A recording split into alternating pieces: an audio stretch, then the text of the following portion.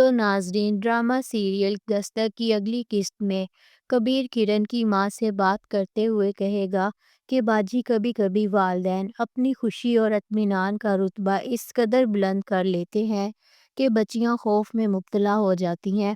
وہ سوچتی ہیں کہ ہمیں کسی اور کی خوشی کے لیے اپنی خواہشوں کو قربان کرنا پڑے گا۔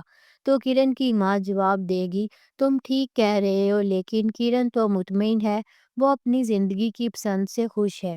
کبیر کی نظر کرن پر پڑے گی اور وہ گہری سوچ میں پڑ جائے گا۔ پھر وہ کہے گا کہ لیکن آپ نے کرن کو انتخاب کا موقع دیا ہی نہیں، ہم نے اسے اپنی مرضی سے جینا سکھایا ہی نہیں۔ اسی دوران کرن کا باپ گھر میں آ کر کبیر سے کہے گا، دیکھو کبیر، اپنی بہن کو غلط مشورے مت دینا، وہ ابھی اتنی بڑی نہیں ہو چکی وہ اس طرح کی باتوں کو سمجھے۔ سیف کی ماں جو ان سب کی باتیں سن رہی ہوگی، سیف سے کہے گی، اب بس اللہ کرے کرن کا دل تمہاری طرف مائل ہو جائے اور وہ تمہیں پسند کرنے لگے۔ تو سیف مسکرا کر جواب دے گا کہ جنہیں ہم خوش دیکھنا چاہتے ہیں، ہمیں انہیں کسی اور کے ساتھ بھی خوش دیکھنے کا حوصلہ رکھنا چاہیے، اور ہمارا دل اتنا بڑا ہونا چاہیے کہ ہم دوسروں کی خوشی میں شریک ہوں۔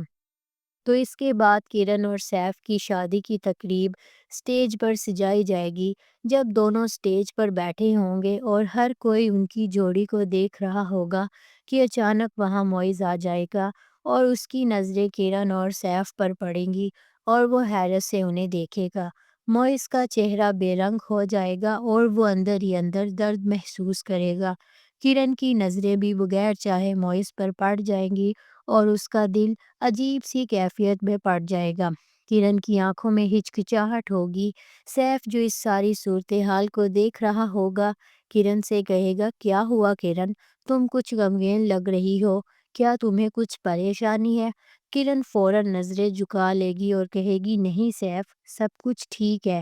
تو ناظرین، اگلی قسط میں معز کی کرن کے بارے میں بے چینی اور محبت کی شدت ظاہر ہوگی اور اسٹیج پر آ کر ایک نیا موڑ لے گا یہ رخ۔ تو آپ کو ہمارا آج کا ریویو کیسا لگا؟ کمنٹ میں اپنی رائے ضرور دیں اور اگلی قسط تک ہمارے ساتھ جڑے رہیے گا۔ تب تک کے لیے اپنا بہت سارا خیال رکھیں، دعاؤں میں یاد رکھیں۔ Bye bye.